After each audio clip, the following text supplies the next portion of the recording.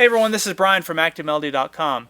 Well, in this week's guitar lesson, we're going to take a look at a Texas blues shuffle played in the key of E. And we're going to be focusing on two things. We're going to be focusing on timing, and we're also going to be focusing on hybrid picking. Now, hybrid picking is when you use a pick to play on the lower strings to create your rhythm, and then you use your fingers to pluck out the melody or the lead on the upper strings.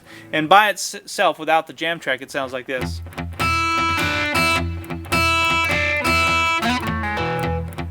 So you can see, even on its own, this is the kind of stuff that does work with no accompaniment. So it's a lot of fun to do, and it's very hypnotic. You find yourself, once you get the groove going, you kind of won't want to stop it. So there's the jam track that comes with this, which will help you with the timing. And the jam track I have in two tempos, by the way. I have the tempo that I played it, and I've also got a slower tempo for those of you that are just getting started.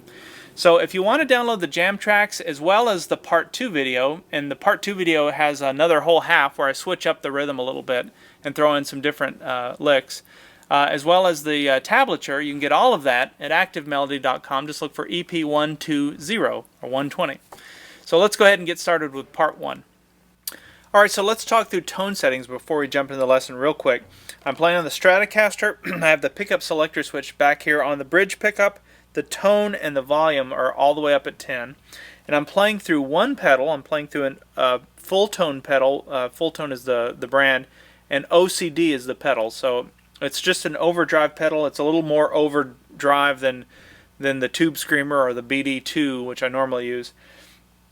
And so I have the drive at about 80%, the tone at about 90%, or maybe even 100. I can't really. It's up there, and then the volume is at about 30%. So those are the settings on that pedal.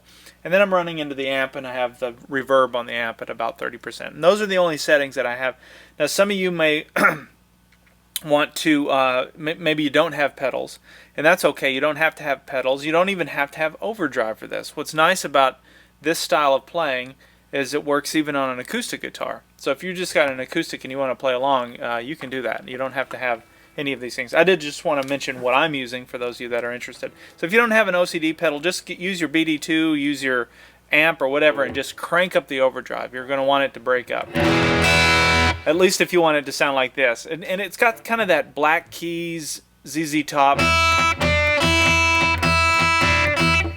type feel to me. And so I just think that sounds pretty cool, especially with a band with the jam track. Okay, those are the settings. Now the song is set to a shuffle, and a shuffle just means you're not playing it straight. So a shuffle's like this: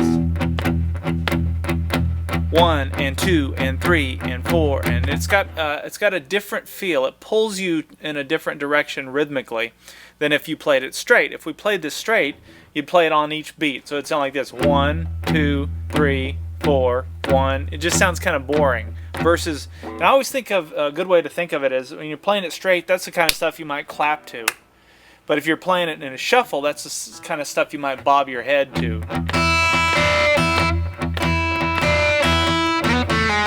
It's just got a different kind of feel. So that's how we're going to start this. We're going to start by making an E chord. So I'm just going to assume you know how to make an E chord down in first position. The left hand's going to be very easy on this lesson. The right hand is going to be where your challenge will be. It's getting this. We're going to start by doing some palm muting. And palm muting just means you putting your palm down on the strings. Most of you know how to do this probably, but if you don't, that's the sound you're going to want to get instead of it going like this. Hear the difference? And what I'm doing is I'm taking this part. In fact, you can see where the strings were cutting across my hand there. This part of my hand rests on these 3 strings. So if you see it from this angle, it's kind of resting like this. I'm not resting it across all 6. I'm just resting it on the bottom 3 the best I can. Now, I remember when I first learned how to do that, playing around with that quite a bit. I would move my hand up, I'd move it back, I'd tilt it this way, I'd tilt it that way, trying to find an angle in my wrist that works. And so, you know, just play around with it, but you're going to want to get that chunky sound. And it's very comfortable too. While your hand is resting on the strings, you can pick, and it's just something that you'll use all the time and rock. anytime you hear that kind of rock rhythm, there's usually always some palm muting going on. It works also on an acoustic, I should mention that. So you don't have to be just playing overdrive on electric. Okay, so that's the first thing you're going to want to do is try and get this sound. And again, I'm just making an E chord with my left hand. It's one. Oh, the other thing I should mention, I'm playing really in the way that I tab this out. I'm just playing the 6th string, just the low 6th string. Even though I'm making the full chord here, you're just going to want to get the rhythm going. Now, if you happen to hit the 6th and the 5 string, as long as you're making the E chord in the left hand, those are the bottom 2 strings of that E chord, and that ends up becoming an E power chord. And that works too. That's fine. But I think the way that I tabbed it, it was just the 6th string. A little easier to do that way. Okay, so now that we've got this shuffle thing at least discussed, the next thing that you're going to add to that is you're going to add this.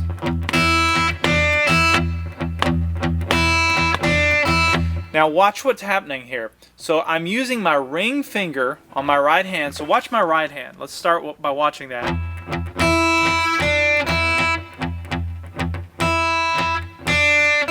Now I use my ring finger for that, and that's just because when I play fingerstyle, I like to line my fingers up so that my ring finger is usually always on the 1 string, middle on the 2, index fingers on the 3, and then my thumb is covering the bottom 3 strings. So I can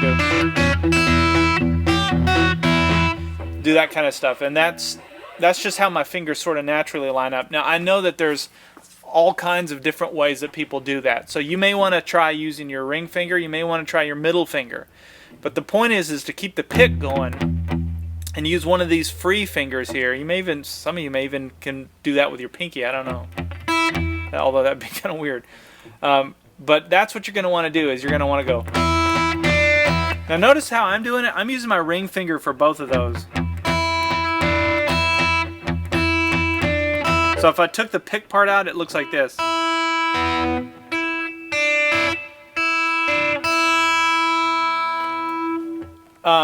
Oh, I should mention this too. Even though I had you start by making the E chord, when we get into it, what we're going to do is put our pinky down on the 3rd fret 2nd string to make this note, which makes the chord an E 7th chord, which is kind of a bluesy sounding chord. So that way, when we go back and forth between the 1 string and the 2 string, it sounds like that.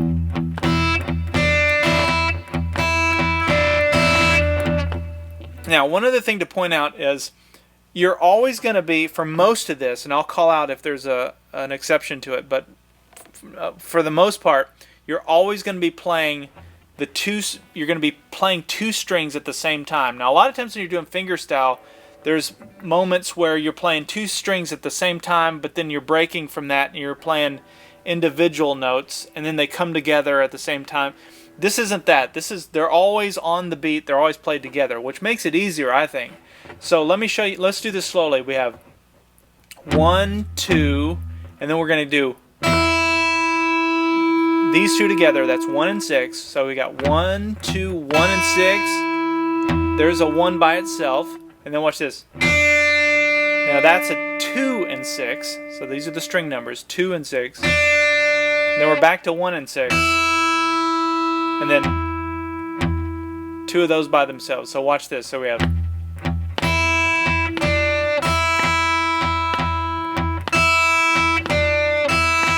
So just practice that. And if you got to slow it down, that's okay. Now the second time through, I changed the timing up a little and went. So here's the first time. Now here's the second time. Even though it's the same notes, the timing changes a little. And when I play them back to back, you'll hear it.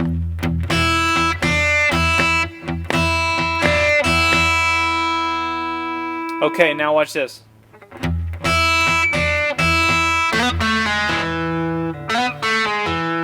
So what I'm doing there, I'm breaking away from the E 7th chord and I'm putting my pinky on the 2nd fret 3rd string and I'm sliding it from the 2nd fret up to the 4th fret, and then I'm coming back to the 2nd fret 2nd string, and watch this. I just pluck that once and I do a pull off So I put my pointer finger on the 1st fret 3rd string, so it's behind it there. And then I do a hammer on to the 2nd fret 4th string. And that lets me go right back into that E shuffle. So let me show you that.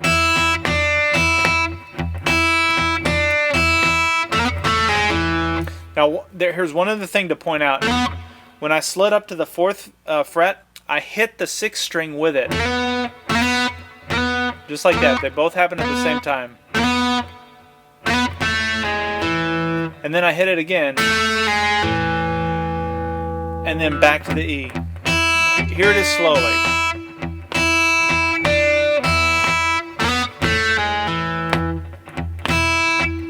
So you can see I hit it here, and then hit it here. But then I did not hit it in that little part. Just to let that part kind of ring out a little bit. Now that'll leave that up to you. If you want to keep the E going and not break it, that's cool. I just thought it sounded cool to kind of stop it there. It also makes it a little easier on you.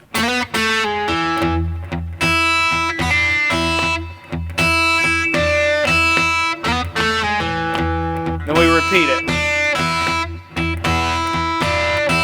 And that's the E part. It's pretty cool. And so you can see when you break it down, even though it might sound complicated, it's not that hard. It's just one of those things that you're just going to have to practice the timing. So take that slower jam track if you're struggling and try and play along with it, because the nice thing about the jam track is it's got the bass part. So you got the bass kind of in there holding it down and telling your ear kind of where you need to be. Okay, now the next part is the A part. So then it goes like this. To get to the A. And for that, I do a downstroke with the bottom 3 strings of the E chord. And then I just released my left hand and played strings 4 and 5. Those open strings.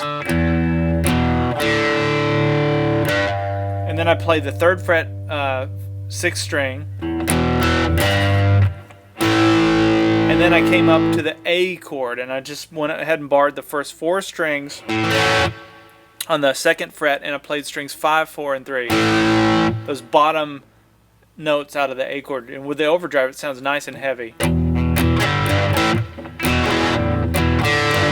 So it looks like that.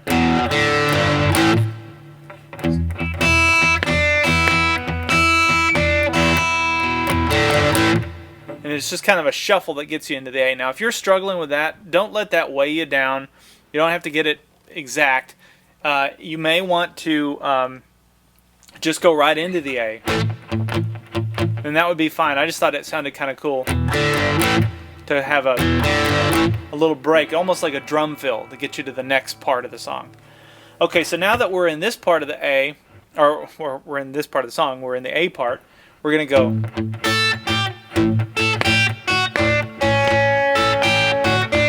And I love that. It's just different. It's a different way of playing an A. And I've heard that somewhere. I got that idea from something. It might have been something I heard the North Mississippi All-Stars do. Or maybe it was ZZ Top. I'm not sure. But I just thought that sounded kind of cool. So it's very easy to do. We're just going to keep the bar there on the first 4 strings on the 2nd fret. And then I take my pinky and I stretch up here to the 5th fret 1st string. And we're going to play this 5th fret, or we're going to play the 5th fret 1st string and the low 5th. Oh, the bass note changes to the strings to string 5 now. I should have mentioned that. So when we go to the A, when we're in the E, we're just hanging out on the 6th string. Now we're on the 5th string. So when we go to the A, we got. Hear how I'm playing the A note there in the bass, that low 5th string. So we're going to keep that same timing. The shuffle part stays the same. Now watch this. Let me do it slowly.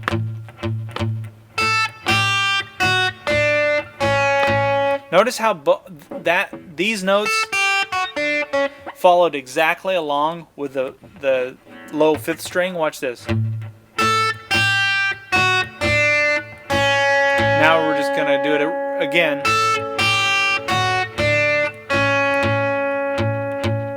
Let me do it again.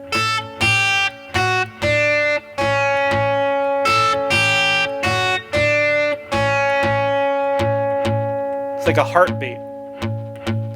And that heartbeat stays the same. It never breaks.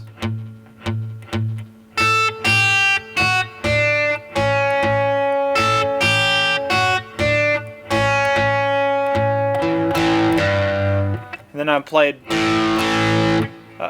the strings 5, 4, and 3, downstroke, upstroke. Then I use my middle finger to come up here and grab the 3rd fret 6th string and play that G note.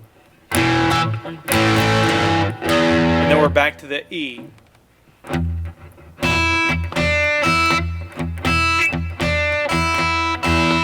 Alright, so let me back up and play everything up to that point. So we'll play the E part and the A part, and then back to the E. So here we go from the beginning.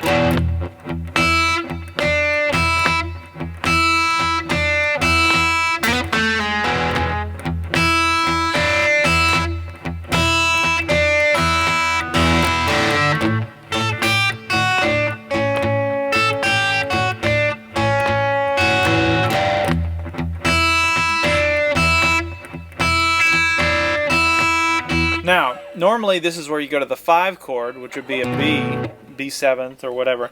And I do go to a 5 chord, but I wanted to do something different. I get so, I don't want to say sick of the traditional 12-bar blues format, but I think it's always interesting to hear other variations of it. So I changed it and went.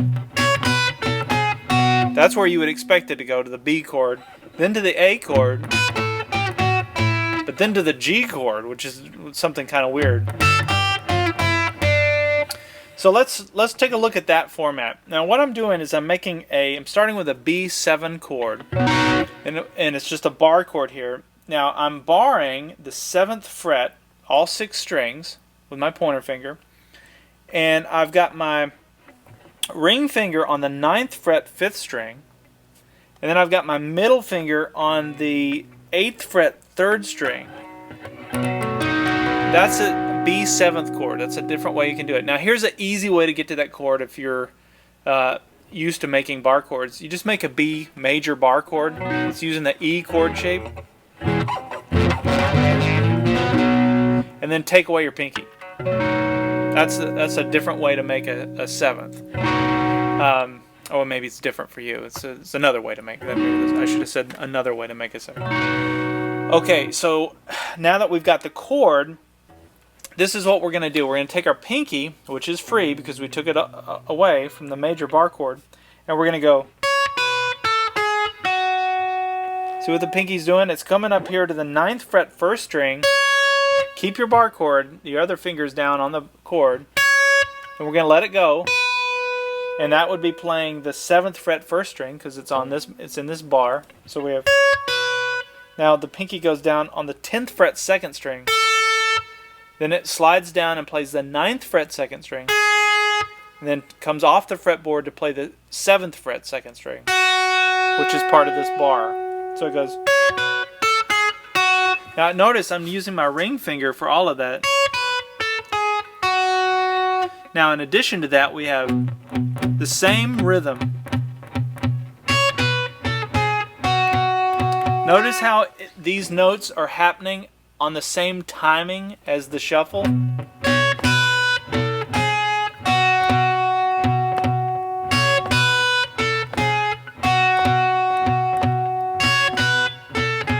So that's the little shape. It's actually not that difficult to do. It'll be weird in the beginning if you're new to hybrid picking, but once you practice that, you'll find that you can start to even improvise with it a little.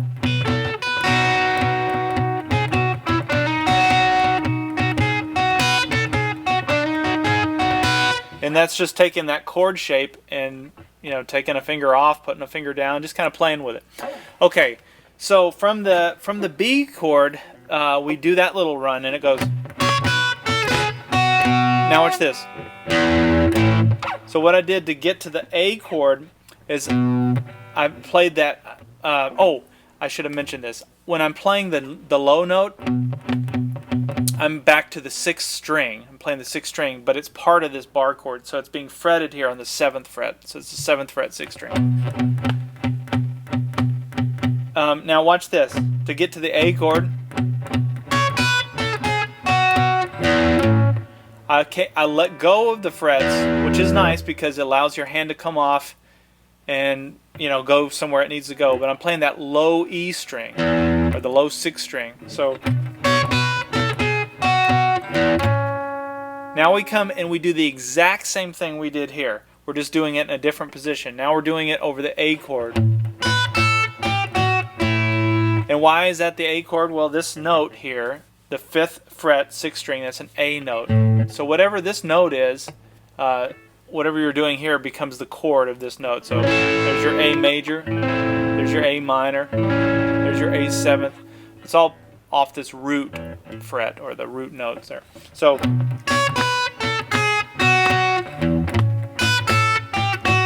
now watch this. We're going to take our hand off again, play that low 6th string again, the low E string, and now we're going to come and do the same thing, but we're going to do it in this position so that we're barring the 3rd fret. And this would be playing around a G chord because this is a G note.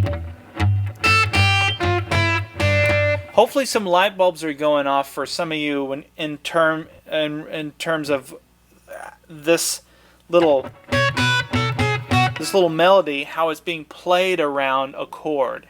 So really it's a 7th chord, it's a B 7th chord, but then I wanted to emphasize it by moving it down to the A position and then moving it down to the G position, emphasize to you that, okay, so this little melody, it's really just some notes that are played around the chord that you're on. So I could come down to an F,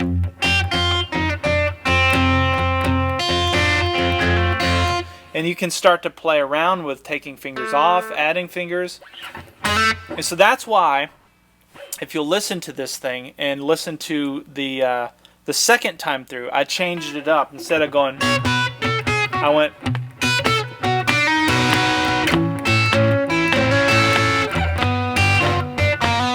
And so just to show you some different variations on playing around a chord.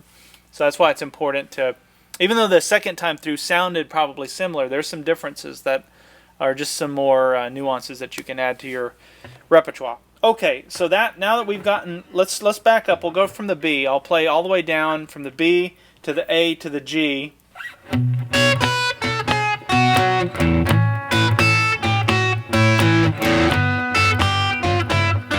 Now watch this. What happens here is I take that same 7th chord shape, and we're going to slide it down just 1 fret this time.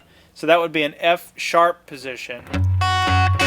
And what I'm going to do with the right hand is I'm going to play 6 1 6 1. Okay, so let me back up. So we have 6 1. It's hard to articulate. 6 1 6, and then we're going to do 6 and 1 at the same time.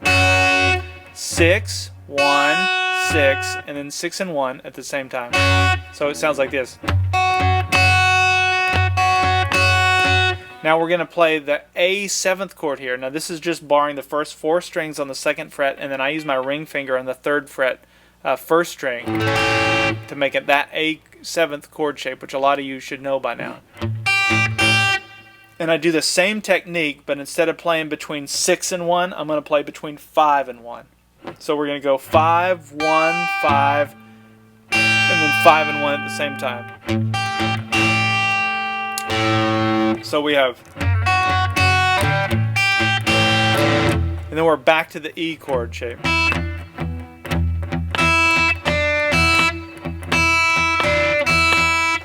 Okay, so that's really all of part 1. Now the second time through, I switched it up, and maybe you didn't realize that in the intro.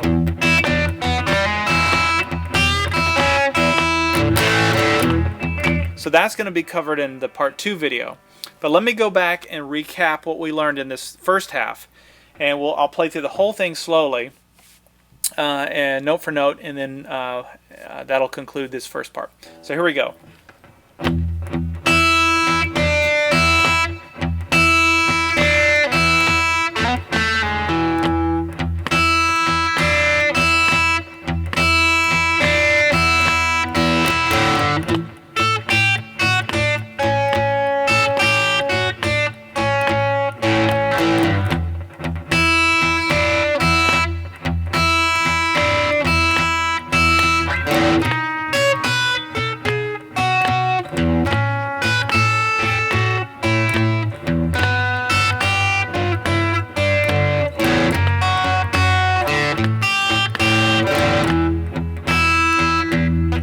and then we're back to the E. Now the second time through is where we switch it up a little bit.